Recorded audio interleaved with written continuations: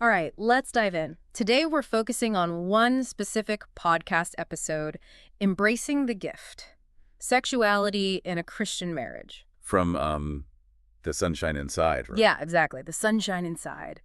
We really want to unpack how they view intimacy within a Christian marriage. Yeah. What are the main points they're making, and how do they use the Bible to support those points? Well, I think the title itself, Embracing the Gift, is interesting. It sets a really positive tone right from the start. Like they're saying, hey, this is something good, something sacred. Definitely. It feels like they're pushing back against any sort of taboo or awkwardness surrounding the topic. And they start off with a segment called God's Design for Marital Sexuality and go straight to Genesis. Which is a really deliberate choice, right? Yeah. Starting with Genesis lays the foundation for their argument. They're saying marriage and sexuality were part of God's plan from the very beginning. Like it's built into creation itself. Exactly. And they talk about the concept of one flesh, Mm-hmm. which I always found to be such a powerful image. Oh, absolutely. It's not just out the physical act itself. No, it's way more than that. It suggests a deeper spiritual merging. Right, exactly. It suggests this idea of a unity that goes beyond just the physical. In fact, some theological interpretations of one flesh even talk about two souls becoming one. Like they're intertwined in this kind of, spiritual dance. I love that analogy. It really captures the depth of connection they're describing. Then they move into a segment called Understanding the Role of Sexuality Beyond Procreation, which I thought was super interesting. Yeah, this is where they really challenge that uh, often narrow view of sex and marriage. That idea that it's solely for procreation. Right. Here, they're acknowledging the importance of pleasure, intimacy, connection. All these things are valid parts of a healthy marriage. Like it's not just about having kids. Exactly. And they bring up Proverbs 5.18 to 19, where it talks about rejoicing in your spouse and celebrating that passion. I'm curious, how would you say this perspective might differ from more conservative views on marital intimacy? Okay, so while a lot of Christian traditions, they all uphold the sanctity of marriage and they see the beauty of intimacy within that context. Yeah. But there's some different interpretations about the purpose of sexuality and how it should be expressed. Yeah. So some might emphasize procreation as the main point. Yeah. And, they might view pleasure as secondary or even unnecessary. But this episode seems to be advocating for a more, I guess, holistic perspective, saying that experiencing joy and pleasure in your marriage, it's not just allowed, it's actually encouraged. Yeah, Yeah. really embrace that part of your relationship. See it as a gift from God, not something to be hesitant about. Exactly. And that can be so freeing for couples who maybe have internalized some shame or guilt around sexuality. Oh, yeah, for sure. Okay, so the next section they go into is mutual respect, consent, and communication. Okay. They use 1 Corinthians 7.3 to 4, where it talks about fulfilling your marital responsibilities, but also making sure you're prioritizing each other's needs and comfort. And that passage is really important because it emphasizes how crucial mutuality and respect are in a Christian marriage, especially when we're talking about intimacy. It reminds us that sexuality in marriage isn't about just one person getting their needs met. It's about a shared experience. And that experience is based on love, understanding and genuine care for each other. It's not just about checking off a box. Exactly. It's about nurturing the relationship. It's about making sure both people feel loved, honored, respected. Right. And they tie this into the idea of purity, which is mentioned in Hebrews 13.4, but they define it a little differently than I've heard before. Yeah, they move beyond that, strictly physical definition of purity and talk about it more in terms of the overall spirit of the relationship. It's about fidelity, it's about respect, it's about letting the Holy Spirit guide things. It's interesting how they bring the Holy Spirit into this, almost like they're saying intimacy can be a way to experience God's presence within the marriage. Exactly. There's this idea that when two people come together in love, with open hearts and minds, that space becomes sacred. And that opens the door for a deeper connection, not just with each other, but with the divine. Which leads us to their final segment, walking together in faith, love, and intimacy. They really seem to be highlighting how interconnected all these elements are. Yeah, they use 1 Corinthians 7.5, which talks about love and respect as the driving forces in marriage. It warns against acting out of compulsion or obligation. Right. That verse is a really beautiful reminder that intimacy should flow naturally from love and respect, not from a sense of duty or pressure. It's about creating a relationship where intimacy becomes an expression of the love that's already there. It's not just going through the motions. Exactly. Okay, and they also mention marital unity as a covenant that includes faith, commitment, trust, and it creates a space for the Holy Spirit. Can you explain what they mean by covenant in this context?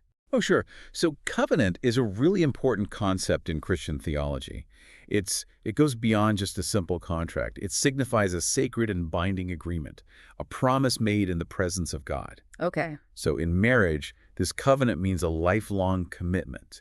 You're choosing each other before God, promising to love and cherish each other through all of life's ups and downs. So it's not just a legal thing, it's a spiritual bond, a commitment made with God as the witness. Yes, exactly. Yeah. And that spiritual dimension adds so much depth and meaning to the relationship. It takes it beyond just the human realm and brings in this sense of the sacred. So it sounds like they're saying within this covenant, within this commitment, intimacy becomes more than just a physical act. Right. It's an expression of that sacred bond, a celebration of the love and commitment between husband and wife. That's a beautiful way to put it. And it really highlights how profound and multifaceted marital intimacy can be, at least according to this episode. Yeah, it's like they're describing marriage where like the physical intimacy is just one part of a much bigger picture. Absolutely. They're presenting this vision of marriage that's physical, it's emotional, it's spiritual, all these pieces woven together.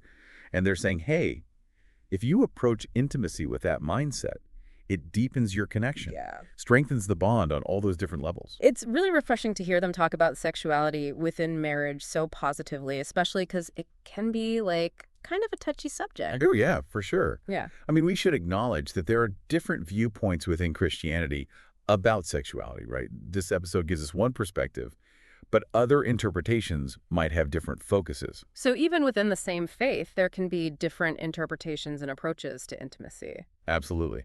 And that's why it's so important for couples to talk openly and honestly, understanding each other's beliefs and comfort levels, find a path that fits their shared values and personal convictions. It sounds like having those conversations requires a lot of respect and empathy.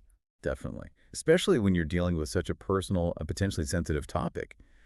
Creating a space where both partners feel safe to share their thoughts and feelings is crucial for a healthy marriage. Yeah, I can see that. And that open communication, it's not just a one-time thing either. It's an ongoing process.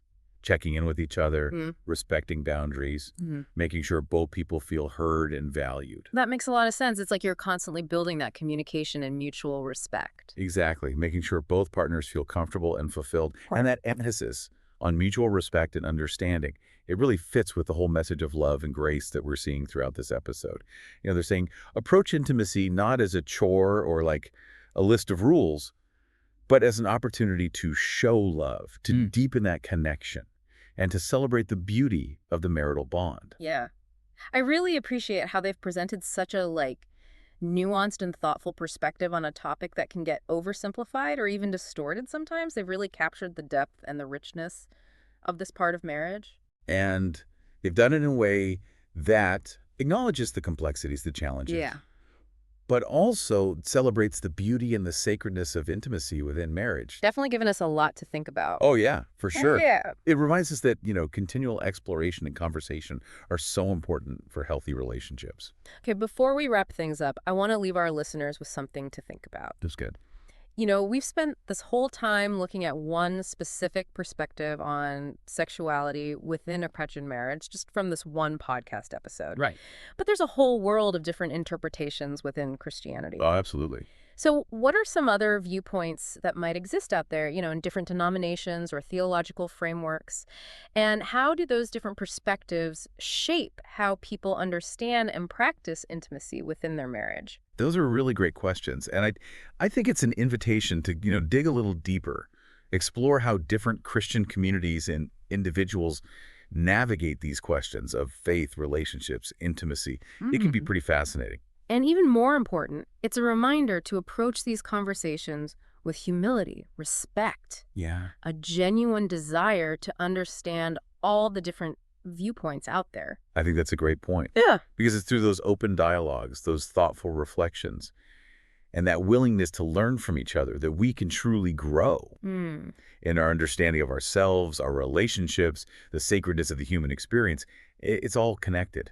Yeah, it's been fascinating to explore this topic, one that's so often like hidden away, even in religious communities. Yeah, absolutely. I think this deep dive showed us we can approach these conversations with openness and honesty and wanting to understand other perspectives. For sure. It's about couples feeling comfortable talking about these things, figuring out what works for them based on their beliefs and values. And one of the things that really stuck with me was, how they talked about intimacy as like a source of joy, of connection, even spiritual growth. Yeah. Like they challenge that idea that it's something to be embarrassed about or that it's purely functional. Right. They presented it as this gift, Yeah. a celebration of this special bond between a husband and wife. It's a good reminder that in a loving, committed relationship, intimacy can be beautiful. It can be enriching.